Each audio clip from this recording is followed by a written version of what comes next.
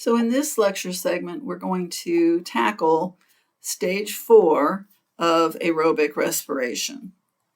And this part of aerobic respiration is fundamentally different in that it is not an enzyme pathway. It's not a metabolic pathway. What's going to happen in this part of cellular respiration is that we're going to have the electrons that are being carried by NADH and FADH2. They're going to be transferred to some proteins that are embedded in the inner mitochondrial membrane. And so the proteins are make up what we call the electron transport chain.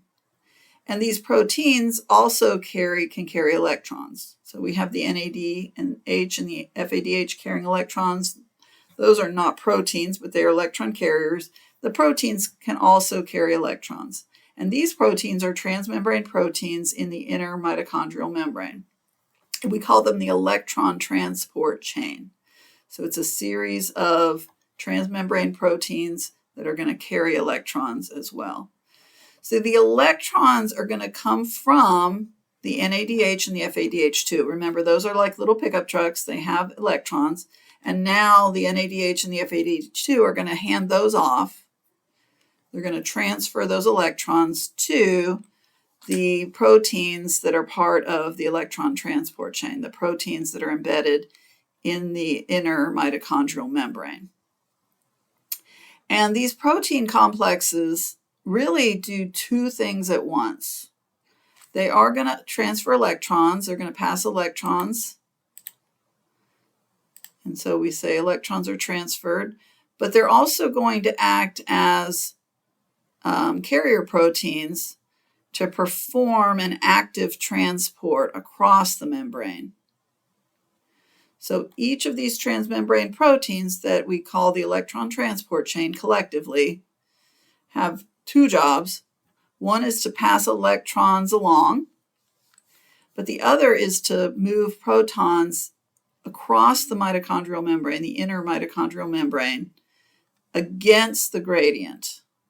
And so that is going to make the gradient even stronger. So this is an image of an artist's image of the inner mitochondrial membrane. And the blue things are the protein complexes. And complex just means there's actually several parts, protein parts. But these complexes are transmembrane proteins. And they are not only acting as electron carriers, they're going to pass electrons along the membrane. So if you can see the black arrows, like right here, you have NADH gives up its electrons. They're right here now. And those electrons are going to follow this path along the membrane. So they're going to be passed from this complex. We usually just call them complex 1. This Q is usually associated with what we call complex 2. This blue one is complex 3. This is called cytochrome C. It doesn't get a number. And then this is complex 4. But it doesn't really matter. We'll just say the protein complexes. And so the NADH hands off its electrons, and those electrons travel along from one protein to the next.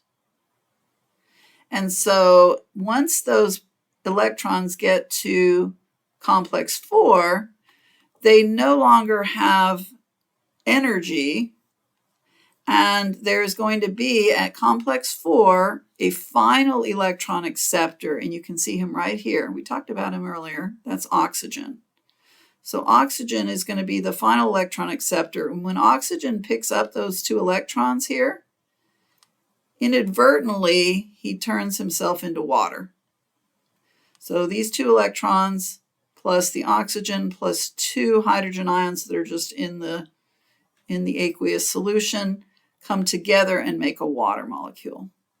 And water can just stay right there because remember, the fluid is a water-based fluid. So these electrons get picked up by oxygen and that forms water. So these are the electrons that originally came from glucose. Then they got passed to these carrier molecules, NADH or FADH2. And then they're now being passed down this series of proteins until they end up as a part of a water molecule. So we say oxygen is the final electron acceptor, but when it does accept those electrons, it forms into a water molecule, which is perfectly fine. So that's one of the functions of these protein complexes, is to pass the electrons along the membrane until they end up as a part of water. At the same time, though, the same proteins are acting as carrier proteins. They are acting as pumps to move hydrogen ions across the membrane. And in this artist diagram, you have to look and see how they marked it. Here's the matrix in this diagram. And down here is the intermembrane space. So they've oriented you here. So for this, in this diagram, it means that we're going to move protons. They show you the direction of movement, which is this way. The protons are going to be moved, and notice I'm saying protons, which are hydrogen ions. The protons are going to be moved across the mitochondrial membrane, the inner membrane, in this direction. And one thing that is known is that the hydrogen ion concentration in the intermembrane space is already higher than what the mitochondrial matrix hydrogen ion concentration is. So let me put a bunch of H pluses on this side so you can see what the gradient is. It's fixed like this. This is just the way it is. And so when these complexes move hydrogen ions from the matrix into the intermembrane space, they're going against the gradient. They're moving hydrogen ions from a lower concentration area to an area that's already a higher concentration area for those hydrogen ions. And so that is an active transport. So we've got two things going on. The electrons are moving along the membrane this way, and the protons are moving across the membrane this way. In fact, it's the energy from these electrons, as these electrons are moving along, they start out with some energy, but as they move along, their energy is being used to actually drive the active transport. So in the end, you end up with water. That's where those electrons end up. But you also end up with an even higher gradient of hydrogen ions in the intermembrane space, a higher concentration in the intermembrane space compared to what's in the matrix. So that sets us up for the very last event, which is also considered part of this phase.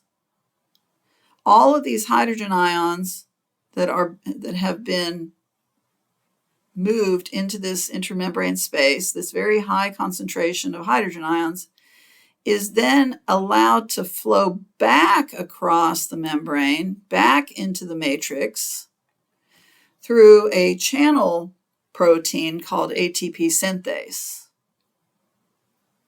And that event is a facilitated diffusion. So the electron transport chain complexes pump the hydrogen ions into the intermembrane space, but then right next to them there's a channel protein that allows them to diffuse back into the matrix, which seems like it serves no purpose.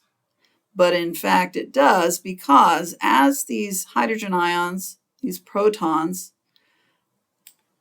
diffuse back across into the matrix through this channel protein here, this channel protein has attached to it a catalytic segment, a catalytic part of this channel protein, which means it's an enzyme. And the enzyme is called ATP synthase.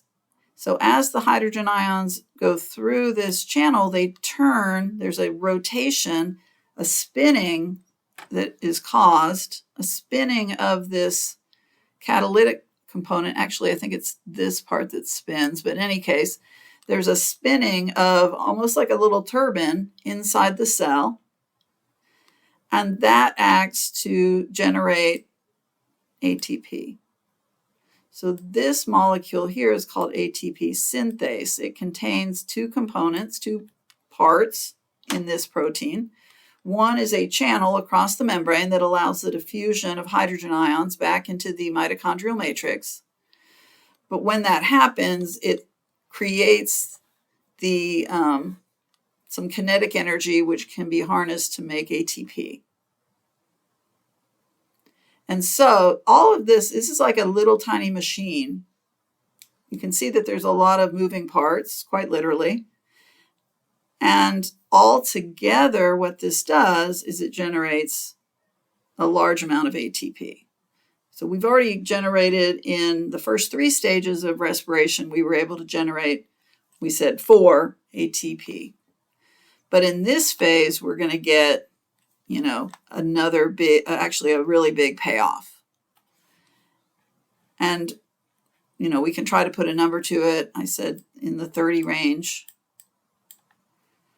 So it could be a little less than 30, could be around 30. And then when we combine what we make here with what we make in the earlier stages, then you can see the payoff that we have in terms of ATP. All right, so we're still going to stick with a number in the 30s, but most of that 30 is in this phase, is made in this phase. Okay, so the word we use when the protons diffuse back through that ATP synthase, that's called chemiosmosis. So that's just the diffusion of the protons back through this channel called ATP synthase. And when that happens, it spins the catalytic part. It actually spins the rotor, and it allows the catalytic part to use that energy to make ATP. So luckily, the name of that protein actually helps you to know what it does. ATP synthase makes ATP specifically from the energy that it captures when hydrogen ions are flowing through it back into the mitochondrial matrix. So in this picture, they show spatially the organization of everything. Glycolysis happens outside the mitochondrion. It makes 2 ATP net. It makes, and I don't know why they didn't put a number here, but it makes 2 NADH. It makes 2 pyruvate. And then 2 pyruvate makes 2 acetyl-CoAs, which makes 2 NADH there and 2 here. We already put all this on our summary sheet. And then down here is where we have 6 NADHs, 2 FADH2s, 4 CO2s, and 2 ATPs. For some reason, they put the 2 there correctly. And then all of these guys, they're trying to show you all of these electron carriers, the 10 NADHs and the 2 FADH2s are going to take their electrons, take them to the electron transport chain. This electron transport chain they're showing in an opposite orientation, left to right. The electrons will travel along. The proteins will pump hydrogens into the intermembrane space. Those protons will diffuse back through and turn the rotor of ATP synthase to make ATP. So what number are they putting there? 28? Okay, I can live with that. Roughly 28 ATPs made there, plus the 4 we had from earlier. They're saying 32. I can live with that. But this 28 is not a hard, precise number. That's what I was trying to point out. So theoretically, when I was a student, they tried to give us hard numbers. We're going to kind of stick with these numbers in the 30s. And that's your theoretical yield. And so what's the efficiency? It turns out that the amount of energy I'm going to write this, the amount of energy in 1 molecule of glucose, if we just measured the amount of covalent bond energy in 1 molecule of glucose is typically said to be equivalent to about 100 ATPs, which turns out to be nice and easy to work with. 100 ATPs is equivalent to what's in glucose. But we don't get 100 ATPs when we go through all these energy transfers and transformations. We only get about 32%, about 32 ATPs generated from one glucose. So my question here is why? Why don't we get 100? If the amount of energy in glucose is equivalent to 100 ATPs of energy, why aren't we able to generate 100 ATPs of energy? And the reason is, write this down, remember that in every energy transfer and transformation, some energy is lost as heat. There's many steps in cellular respiration, so in every one of those steps, some of that energy is lost as heat. So by the time the energy that is still being passed along gets all the way to the end of the process and gets into ATP, there's only 32% of that energy still remaining. The rest of it, 68% lost as heat, wasted in all these little steps. So the question, whether or not you think that's a very efficient process, that can be debated, but this is how things evolved, and this is how it works. If respiration was more efficient, if respiration didn't lose so much of the energy along the way, who knows how life might have evolved differently, but this is what it is. So nothing is 100% efficient, and so in fact, it's in our case, our main metabolic process in our cell is only 32% efficient. All right, so I'm going to end this segment. There is a very nice and very simple video link that I put up for you, but you can see it's like a little animation where you can see all the parts of the electron transport chain, chemiosmosis, and oxidative phosphorylation. You can see that whole machine working in an animation. So I think that's nice, because when I try to explain it and I break it down into the different parts, you might not be able to kind of visualize it all as when it's actually working. So look at that little video link that I put up on eCampus in the folder.